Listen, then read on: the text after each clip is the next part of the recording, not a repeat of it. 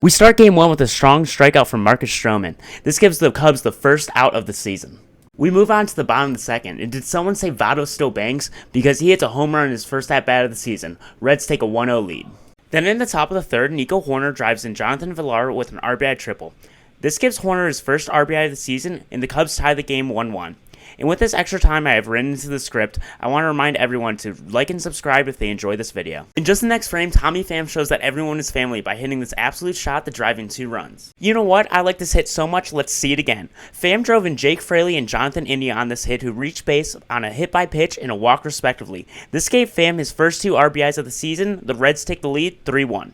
In the top of the fifth, the Cubs and Wilson Contreras strike back with this solo shot. This brings the score to 6-2. Reds still lead. Moving on to the top of the sixth, Rafael Ortega joins the home run parade, bringing the score to 6-4 Reds. Going into the 7th inning, the Reds put Luis Cessa on the mound, who proceeds to walk the first man he sees and then throw some absolute filth, striking out the next 3 batters. Did you see that slider? That Cubs batter looked like an absolute fool. This leads us to the end of the game where the Reds win 7-4, with Hunter Strickland getting the win and Marcus Stroman getting his first loss of the season.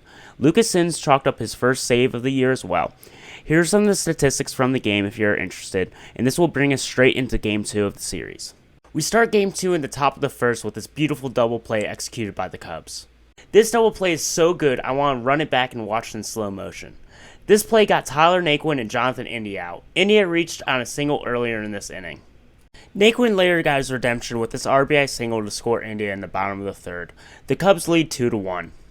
In the top of the fourth, the Cubs respond as Jonathan Villar drives in Rafael Ortega. This is Villar's second RBI of the game. The score is 3-1 Cubs. In the bottom of the fourth, Patrick Wisdom uses his wits to make this insane play to get Tyler Stevenson out. This leads us to the last play of the game where Tommy Pham flies out. The final score is 4-1 Cubs, who coasted for the majority of this game. In this game, Kyle Hendricks gets the win, the first of the year for him, and Rowan Wick gets the save. Here are the statistics for the game if you're interested. The Reds fall to 1-1, and this will bring us straight into the final game of the series.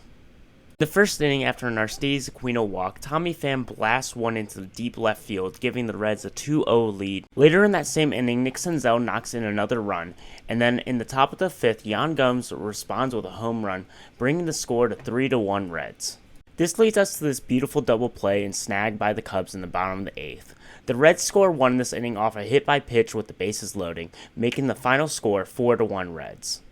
Here are the statistics of that game, and we end the series 2-1. That will be the record of the Reds at the moment as well. Thank you guys so much for watching. I hope you have a good one.